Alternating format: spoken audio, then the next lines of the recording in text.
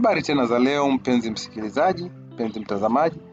Naomba video hii ya leo nikufundishe namna gani unaweza uka-add stock kwenye duka lako au namna gani unaweza ukaingiza mzigo kwenye duka lako. System hii inaruhusu kuongeza mzigo katika njia kubwa mbili kama nitakavyokwenda kuonyesha, ila unapata kwa kubonyeza button hii inaandikwa ongeza stock mpya. Kwa hiyo ukifungua hapa kuna button hizi mbili mkono huu. Inakwambia ongeza kwa form, hii ni kuongeza kawaida au ongeza kwa Excel. Excel ni pale unakuta labda aidha ndo duka jipya unataka kuingiza kwa wingi au labda ni duka umeleta mzigo mkubwa. Sasa kuanza kuandika majina ile inapoteza muda sana. Mfumo wetu unakuruhusu kuingiza katika makundi hayo mawili. Labda ningeanza sasa na kundi la kwanza la kuingiza kwa form ambayo ni ya kawaida kabisa. Itahitaji uingize kwa jina, hapo utaandika labda ni break, naingiza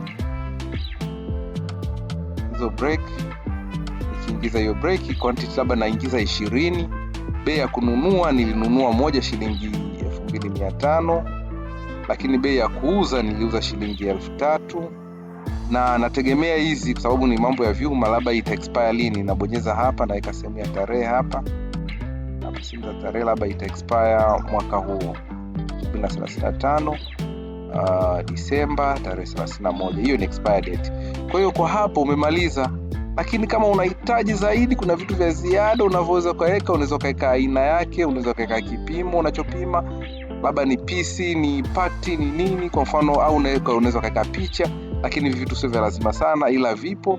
Na kama kwa mfano hapa nimefungua naona hamna, naweza nikabonyeza hii button ya ku-add ili niweze ku-add hizo nani hivyo vipimo. Kwa sasa ninaweza nikaendelea, naweza nikahifadhi hii bidhaa. Nikihifadhi hiyo bidhaa itakuja hapo chini kama unavyoiona imetokea bidhaa hiyo ambayo imeingizwa break, quantity zimeingia katika kama inavyoonekana hapa. Naweza nikaiwasilisha stock kama nimeridhika, au labda nika-add nyingine, labda nika-add labda kuna belt nimeiadi na hadi labda ziko 10, alafu bei ya kununua ni shilingi 5000, mimi nataka niuze 6500. Kwa hiyo ina expire lini kama kawaida. Nimeingiza hizo item mbili kwa haraka alafu ninahifadhi. Kwa hiyo ukiangalia sasa hivi utaona hapa kwenye draft yangu ziko item mbili. Kama nimeridhia na uwezo wa kuwasilisha moja kwa moja hizo item, nikasema ingiza dukani. Kwa hiyo ni hapa naweza nikaingiza dukani na ikawa mzigo umeshaingia. Kwa hiyo nikija nikiangalia kwenye ripoti zangu za manunuzi, kwa mfano nikija ripoti ya manunuzi hapa, nategemea nimezikuta item zangu niliziingiza, aliingiza nani, aliingiza saa ngapi, na zimekuwa kwenye stock intake gani, inaonekana batch yake na kila kitu. System inafanya katika mfumo wa batch na kila kitu kama mifumo mizima yote ya procurement. Hapa unaweza ukacopy, uka-export kwenye CVC, kwenye Excel au ukatengeneza katika PDF. Kwa hiyo system report zetu zina vitu hivi, ukiviona ujue una uwezo wa kutoa data kutoka kwenye mfumo kwenda kwenye maisha ya kawaida. Kwa hiyo naomba nirudi tena kwenye kuingiza stock mpya, nikufundishe njia ya pili sasa hii. Hii njia ya pili tunafanyaje? Tunasema kwa kutumia Excel. Kwa hiyo nitafungua Excel yangu hapa, nitapakua sehemu ya kudownload sasa ile template. Ni muhimu utumie template yetu kwa sababu Excel hii inakuwa validated.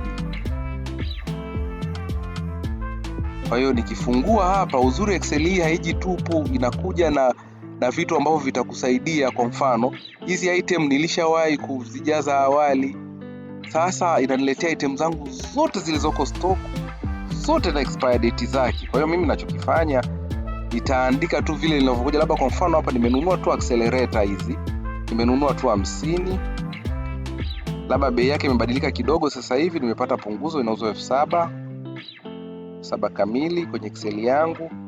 Alafu hapa mimi nitaamua kuiuza shilingi 10000, sasa kupata punguzo.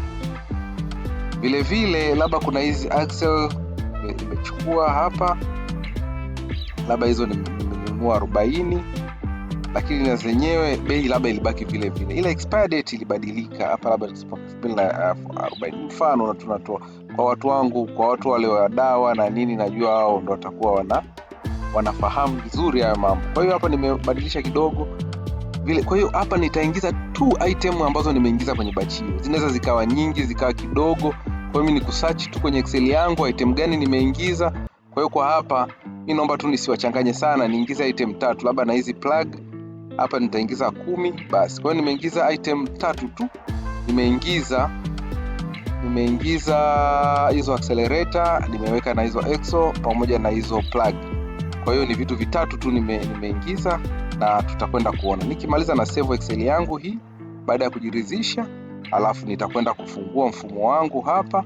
Nitasema na browse sasa niweze kuitafuta ile Excel. Excel yangu ni hii hapa, na i-open, kisha i-open na pakia sasa au naingiza na import kwenye mfumo wetu wa duka langu. Hapa kama unavyoona imefanikiwa, imejireload. Zile item nilizogusa tu ndo zimeingia. Kwa hiyo hapo mpenzi mtazamaji, unaweza ukawa na listi kubwa lakini ukaifanyia kazi kirahisi. Ila hapa pia inakupa nafasi ya kuedit. Unaona kama nikiclick naweza nika-edit. Vile vile hata hizi expire date kama zimekosewa unaweza uka-edit kabla hujasubmit. Kwa hiyo hii sehemu inayofunguka hapa sio kana kwamba bidhaa zimeingia. Hapa ni draft ya bidhaa zako. Baada ya kuzitoa kwenye Excel umezileta hapa, una draft kama tulivyoona kwa mara ya kwanza. Ukimaliza hapa unaweza ukawasilisha sasa bidhaa zako dukani. Ukiziwasilisha bidhaa hizi zitaingia moja kwa moja tayari kwa mauzo. Kwa hiyo kwa hapa tayari nimeshaweza kufanya kuongeza stock, ambapo kama nikirudia tena naweza nikaonyesha kwenye ripoti yetu ya manunuzi.